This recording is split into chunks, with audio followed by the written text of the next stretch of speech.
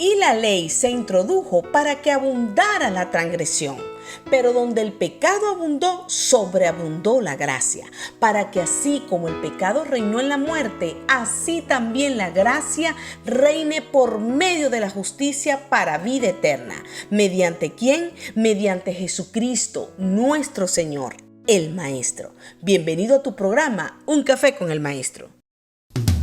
Un Café con el Maestro, con Natalie Robles, la embajadora de la alegría.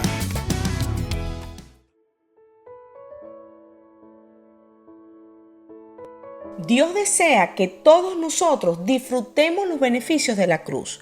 Por eso Él envió a su Hijo, a nuestro Maestro Jesucristo, para que podamos entender que la salvación, la santidad, la libertad de pecado, la sanidad, la prosperidad, el amor y el gozo es lo que Él desea para todos nosotros. Pero para que nosotros no nos vayamos al extremo peligroso de la gracia desenfrenada, necesitamos tener muy claro lo que es la salvación. Y te lo quiero ilustrar con un personaje llamado Daniel. Daniel era uno de los profetas mayores del Antiguo Testamento, conocido por su fe inquebrantable, y de ahí radicaba sus valores, de esa fe. Él fue el que fue arrojado a la fosa de los leones. Y él tiene un libro en el Antiguo Testamento que se llama Daniel. Y en este caso te quiero leer el capítulo 6 de sus versículos del 3 al 14. Como es muy extenso, te lo voy a explicar. Bueno, Daniel era un hombre extraordinario con muchas cualidades administrativas, por lo que el rey Darío lo quiso poner a administrar y estar frente en todo el reinado. Pero ustedes saben que cuando estas cosas pasan, siempre se levantan envidiosos. Entonces los otros administradores empezaron a buscar algún motivo para poder descalificar y destruir a Daniel. Y en el punto que flaqueaba Daniel era que Daniel adoraba a Dios. Por lo tanto, ellos empezaron a hacer una ley donde solamente se tenía que adorar al rey, a su majestad, que en este caso era Darío. Darío lo firma, no sé qué, dice que todos están, que los pueblos de Persa y otros también están de acuerdo, los medos y los persas, y que no se puede revocar. Pero resulta, estos administradores y sátrapas se van a donde Daniel y lo encuentran que él está orando 3 veces al día, abriendo sus ventanas frente al lado de Jerusalén. La ventana daba para Jerusalén. Y entonces le dicen al rey Darío que lo tienen que lanzar al foso de los leones. La pregunta aquí es ¿por qué el rey Darío, siendo la máxima autoridad, no podía anular el decreto y punto para salvar a su amigo Daniel? Que de paso hacía un excelente trabajo, como dijimos. Y el rey sabía que estos sátrapas malhechores estaban buscando algo para salir de Daniel. Bueno, esto se responde con una sola palabra, y esta palabra es justicia.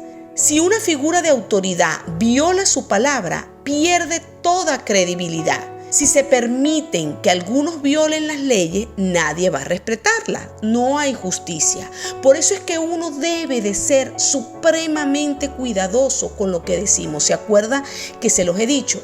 Ya que nosotros tenemos que rendir cuentas de toda palabra que sale por nuestra boca si no la cumplimos. Esto es lo que nos da la credibilidad o hace que la gente no crea en nosotros. También hay un personaje antes de Cristo que se llamaba el rey Seleuco. Este rey determinó que el adulterio iba a ser castigado arrancándole ambos ojos al adúltero. Todo iba muy bien, bueno, hasta que le trajeron a su hijo, porque lo agarraron como en el acto del adulterio. Ahora yo pregunto, ¿qué se hace en estos casos cuando el que cae es alguien a quien uno ama? Como dice el famoso dicho, no sé si en su país lo dicen, pero en el mío sí lo dicen bastante: no escupas para arriba porque la saliva te puede caer en la cara. Obviamente el rey amaba a su hijo, pues era su adoración, era su hijo, pero tenía que cumplir la sentencia. Pero ¿cómo podía salvarlo sin violar la ley? Y aquí está lo más importante de la doctrina de la salvación.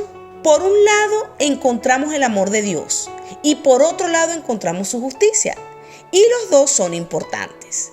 A la final, ¿qué hizo el rey Seleuco? Bueno, ordenó que un ojo se lo arrancaran a su hijo y el otro se lo arrancaran a él. Imagínense ustedes. Al hacer esto, él demostró su odio por el pecado, pero a la vez su amor por su hijo. Bueno, exactamente eso fue lo que hizo Dios para resolver el pecado de nosotros. Cuando Él estableció leyes, Él tenía la esperanza que nosotros no la embarráramos, pero desobedecimos, mis amados. Y por esa razón envió a su propio Hijo, el Señor Jesucristo, nuestro Maestro, a morir por nuestros pecados. Con esto, el Señor nuestro Dios mostró su justicia porque cumplió con su palabra, pero a la vez mostró su gracia porque pudo perdonarnos a nosotros nuestros pecados. Un despertar de lo que es la justicia ha convertido a la gracia en una corriente muy peligrosa, ya que le da permiso a la gente a pecar. ¿Por qué? Porque ellos están confundiendo la santidad y la libertad en libertinaje. Por eso es que el apóstol Pablo en Gálatas, en el capítulo 5, versículo 13, nos dice: hermanos, porque ustedes han sido llamados a ser libres, pero no se valgan de esa libertad para dar riendas sueltas a sus pasiones. Más bien, sírvanse unos a otros con amor. Amén. Vamos a definir entonces qué es justicia. De acuerdo con el diccionario, justicia es la consecuencia justa que merecen nuestras acciones. Por un lado, encontramos bendición si hacemos el bien, pero por otro lado encontramos maldición si hacemos el mal. Justicia también es cumplir nuestra palabra. Una persona justa es aquella que cumple lo que promete. Si dice, por ejemplo, te voy a castigar, aunque le duela, lo cumple. Practicar justicia es hacer lo correcto. Justicia también significa los mismos derechos y consecuencias para todos, o sea, parejito. Ser justo es juzgar objetivamente sin involucrar, ojo, nuestras emociones y nuestros intereses. Mientras que la sabiduría es ejercer la justicia con rectitud. Por esta razón fue que el rey Salomón empezó a gobernar y le pidió a Dios sabiduría. ¿Para qué? Para gobernar con justicia. Dios estableció, mis amados, leyes que rigen el universo. Y todas las leyes que Él estableció, que Dios estableció, las hizo para nuestro bien, nuestro beneficio únicamente. Porque el plan de Dios con su creación era un reino de amor. Y para que todos pudiéramos beneficiarnos de este amor, ¿qué hizo Él? Él vio la necesidad de establecer reglas. ¿Y cuáles son esas reglas? Los 10 mandamientos, que son leyes de amor. Los 10 mandamientos y todos los profetas se resumen en 2 grandes mandatos. Dice Mateo 22:37, amarás al Señor nuestro Dios con todo nuestro corazón, con toda nuestra mente y con toda nuestra fuerza. Y el otro mandato es amar al prójimo como a nosotros mismos. Por eso dice toda la ley de Dios que se resume en una sola palabra: amor. Converjamos. Si nosotros amamos a Dios, amamos al prójimo y nos amamos a nosotros mismos, estamos cumpliendo con toda la ley de Dios. Pero Dios no solo estableció leyes, sino consecuencias si violamos esas leyes. Imagínense ustedes si no hubiese consecuencias. Bueno, serían simplemente sugerencias. Mira, yo te sugiero que no le seas infiel a tu esposo o a tu esposa. O te sugiero que no mates. ¿Te imaginas? Pues no, son mandatos. Si tú no le eres fiel a tu esposa o a tu esposo, entonces esas consecuencias, ¿cuáles son? Bueno, muerte, enfermedad, pobreza, ruina, tristeza, dolor. Desafortunadamente, mis amados, nosotros desobedecimos las leyes de Dios, las violamos y pecamos, por lo que la consecuencia fue la muerte eterna, que es la eterna separación de Dios. El infierno es eso, vivir eternamente separados de Dios. Muerte espiritual, ¿qué significa? No tenemos relación con Dios. El pecado impide que una persona tenga relación con Dios. Muerte física, Todos vamos a morir en una edad promedio aproximadamente entre 80 y 90 años o muerte en vida, porque hay gente que está viva, pero viven como si estuvieran muertos, los zombies. Esto tiene que ver con justicia. Por el otro lado, encontramos la gracia. ¿Y qué es la gracia? Bueno, es un favor inmerecido e inesperado de parte de Dios. No lo esperábamos, no lo merecíamos y Él nos los dio. Es el regalo inmerecido de la salvación que le dio a toda la humanidad al mandar a su Hijo a morir en la cruz. Gracia en una persona hace que Dios se sienta complacido con esa persona. También la gracia es amor a pesar de nuestras acciones, de nosotros. Dios nos ama, eso es gracia.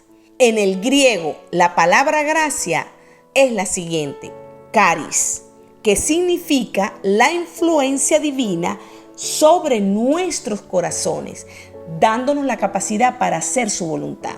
Eso es gracia. Bueno, en Filipenses 2:13 dice, porque Dios es el que en vosotros produce así el querer como el hacer, por su buena voluntad. A veces, mis amados, confundimos gracias con misericordia y no es lo mismo. Es similar, pero no es lo mismo.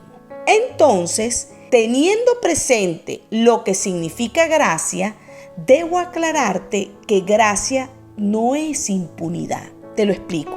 Imagínate que en los tratados de paz de los gobiernos se perdonaran a los criminales casos de terrorismo, narcotráfico, masacres, violaciones, en fin. Todos pues tuviéramos el derecho de violar la ley y el gobierno perdería toda credibilidad. Por eso, el Estatuto de Roma, su objetivo principal es poner fin a la impunidad de los autores del crimen y contribuir así a la prevención de nuevos crímenes. De eso se trata la cruz. El propósito de Dios al enviar a su Hijo a morir en la cruz es poner fin al pecado y prevenir más pecados. Por esta razón, mis amados, gracia sin justicia es injusticia y permisibilidad. Por lo que me surge otra pregunta. Bueno, Dios, ¿no podrías eliminar el castigo eterno del infierno?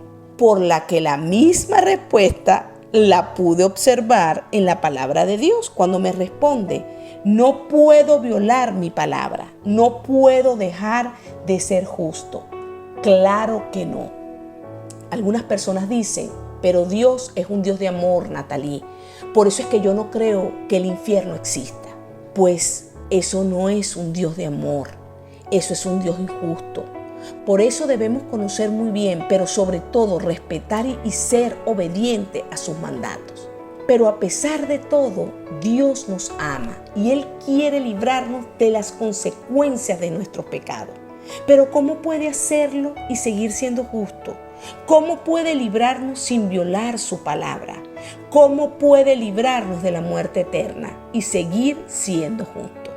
Por un lado, todos los que rompen la ley se les da un castigo justo, pero si fuese así no existiría la gracia.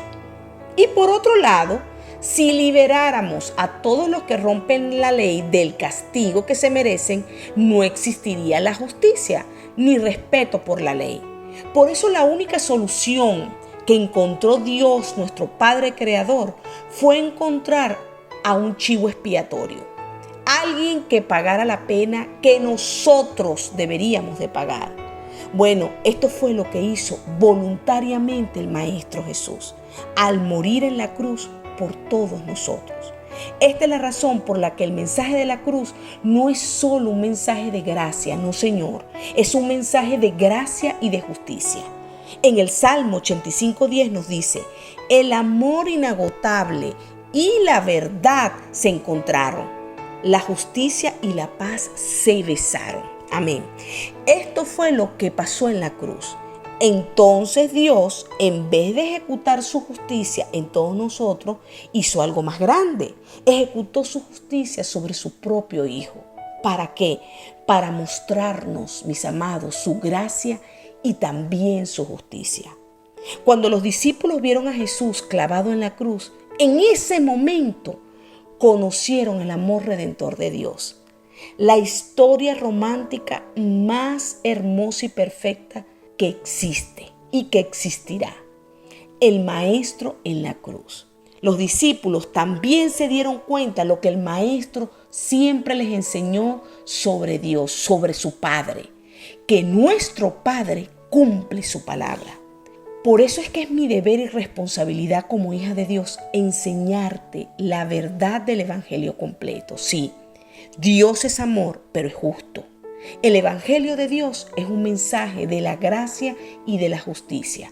Por eso es que en Romanos 3, del 25 al 26 dice: pues Dios ofreció a Jesús como el sacrificio por el pecado. Las personas son declaradas justas a los ojos de Dios cuando creen que Jesús sacrificó su vida al derramar su sangre. Ese sacrificio muestra que Dios actuó con justicia cuando se contuvo y no castigó a los que pecaron en el pasado, porque miraba hacia el futuro y de ese modo los incluiría en lo que llevaría a cabo en el tiempo presente. Dios hizo todo eso para demostrar su justicia, porque Él mismo es justo e imparcial y declara a los pecadores justos a sus ojos cuando ellos, creen en Jesús. Amén.